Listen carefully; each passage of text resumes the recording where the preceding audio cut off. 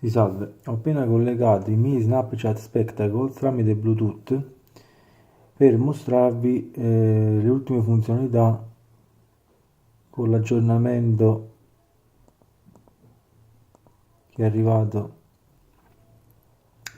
Vedete, se io vado qui all'interno della mia storia, ho registrato un video da 30 secondi cliccando 3 volte sugli occhiali e mi ha fatto praticamente 3 video da 10. Con quest'ultimo aggiornamento posso andare ad esportare questa storia in questi 4 formati: sfondo bianco, circolare, oppure circolare con sfondo nero, che sono due formati praticamente di Snapchat, dove praticamente io girando e rigirando il telefono riesco sempre a vederlo a schermo intero. Gli altri due formati sono le novità: il formato quadrato, che è quello di Instagram, e il formato schermo intero, che è quello praticamente che posso utilizzare su altre piattaforme, Facebook, ma anche quello quadrato e quello circolare potevano essere pubblicati, solo che era brutto perché si vedeva questo cerchio e si perdevano praticamente tutti i particolari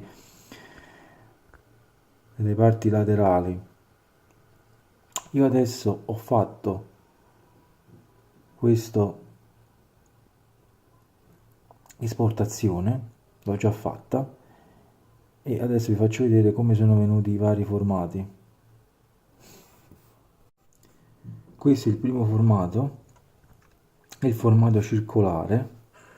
Vedete, io girando il tablet rimane sempre il formato circolare. Questo è quello a sfondo bianco, poi abbiamo quello a sfondo nero che è la stessa cosa, poi abbiamo il formato quadrato, qui questo è praticamente il formato Instagram.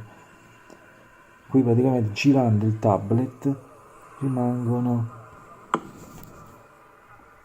le due bande nere ai lati. L'ultimo formato invece è quello widescreen, questo qui, vedete, che se vado adesso a girare il tablet, vedete, le bande nere non ci sono ed è a schermo intero.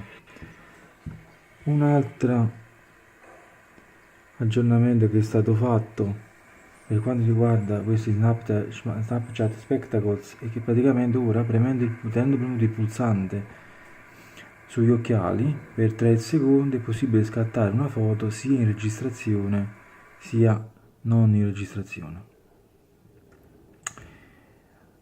E per qualche utente Android che non riesce, per esempio come me, ad abbinare gli occhiali Spectacles tramite il Bluetooth,